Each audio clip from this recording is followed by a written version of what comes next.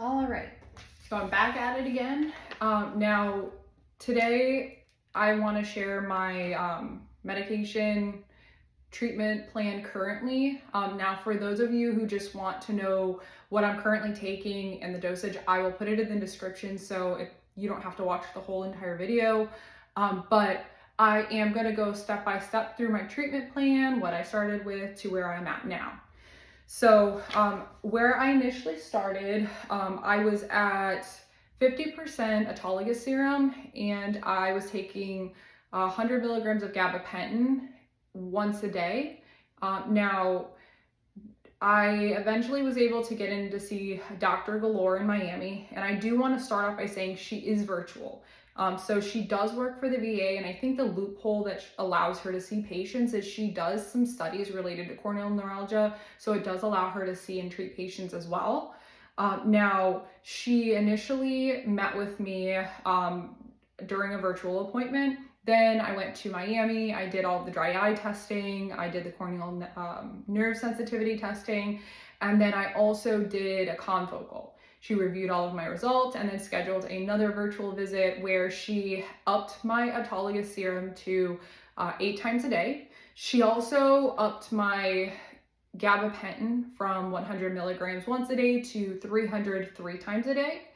And she did a steroid taper. Now, the goal with the steroid taper, she used FML, was to taper me down and then switch me to Vive. But I wasn't able to get off of the steroid. It was helping me a lot. I went from having my eyes closed and not being able to tolerate any type of airflow to now I can go without my goggles and all of that. But she agreed in the meantime to just let me do the FML once a day.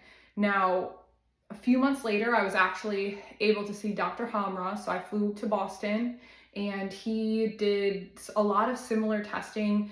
The one thing he did a little differently was he did run a blood testing panel that included autoimmune testing. She doesn't run that panel. But their treatment plan is very similar. She just does it step by step. So she goes a little slower. She'll add one thing, see how it goes, add another thing, see how it goes. He basically gave me all of my treatment plan and added everything all together at once. He didn't do a gradual taper onto each medication. So once I saw Dr. Hamrah, he switched me to Lotemax from the FML. And he also did a taper down to once a day and then to every other day. And that's where he stopped. So as of right now, I'm doing the Lotemax every other day. He also added Vive twice a day. And that has started at the exact time that I switched everything. When you do a switch from one steroid to another, I did notice that there was a little initial reaction. My eyes were really painful for like a week, but after a week, everything adjusted and I wasn't super uncomfortable. And he added nortriptyline. He wants me to be at 50 milligrams, but currently I'm at 20 milligrams and I'm doing pretty well. I haven't gotten a chance to talk to him about it yet because he just moved to Tampa and I was supposed to have my appointment last week, but due to some licensing issues, he had to push everybody's appointments back. So hopefully I'll get to see him in November and then we can go from there. And he recommended IPL. Dr. Galor didn't think I needed that. He seemed to think that it would be beneficial to at least try it. And I actually have seen some improvements. I know there's some controversy about the IPL. Is it worth it? I thought it helped. So that's just me. And another pivotal thing that he did recommend that she did not was no more warm hot compresses. And that was huge for me. I don't even during the IPL treatments, I don't let them do the hot compress anymore. I refuse to do hot compress at all. Now, I do also want to let people know, because in the very beginning, because I had such high sensitivity, I actually wore these everywhere I went, everywhere. I'm telling you, to work, to the gym, I don't care, because this is what allowed me to go outside and walk around. I needed an airtight seal. I needed no wind, no air, the moisture to not have break down as quickly. And now I still wear these when I go to the gym in the morning, but I don't wear them for the remainder of the day. I really don't need them anymore. But I do have to say that this helped to kind of give my nerves a chance to calm down. Another thing that I wear during the day in replace of those is these glasses right here. Now, these are just your standard Wileys. I customized them a little bit. I added this right here. I don't know if you can see it very well, but it's like a silicone, so that way I don't have the gap right here. But this is currently what I wear pretty much all day long, and I think between the medications that made the most difference, as far as my light sensitivity went, the nortriptyline, game changer. Steroids, also a game changer, and the IPL for me was a game changer besides the goggles and the glasses that kind of protect me. If you want, I'll also include these in the link as well. I get a lot of compliments, honestly, and you want to know who suggested these to me was there's a girl, Charlie, in the group. She suggested these to me, and I don't know if she still wears them, but they work pretty well. And I probably got a good, I don't know, 7-8 months before the little gasket around my eyes started to get a little disgusting, and now I need to kind of get that replaced. But now, sorry, gotta keep my notes to keep me on track.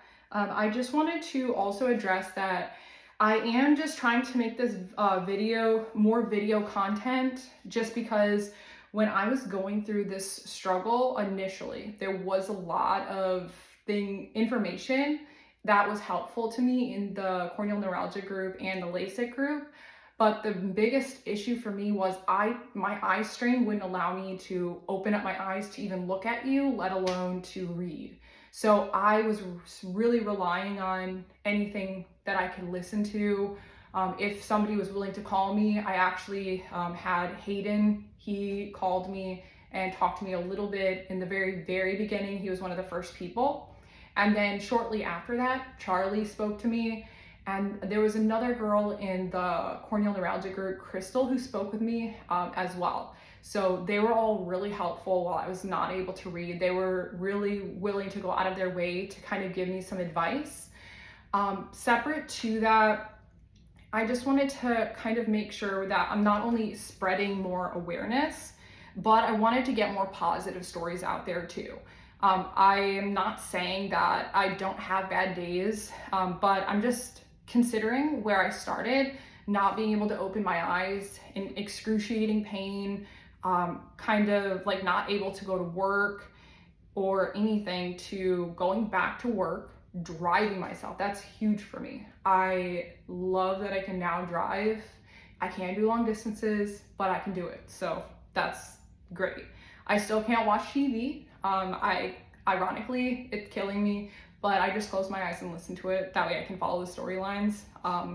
And I just want to make sure those that are struggling know that they're not alone, and it does get better. Now, I just want to start, if anybody's open to it, let me interview you, and I want to post some of these stories.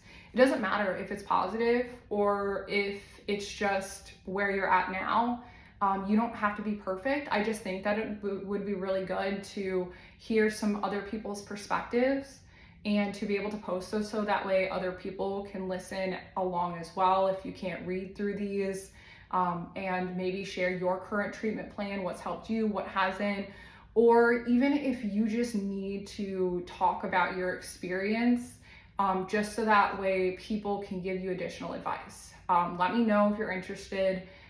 And I will try to set up a time to talk a little bit more with you about that. That way we can share a lot more positivity in the group, or at least a lot more experiences, and we'll have a place where people can go to hear what's helped. I know you go into those groups and the new person joins, the first thing they say is, where are all the positive stories? And they kind of have them saved, but it almost feels like there's like 2 or 3 stories in there, and I'm sure there's way more than that. So hit me up, let me know. Thank you.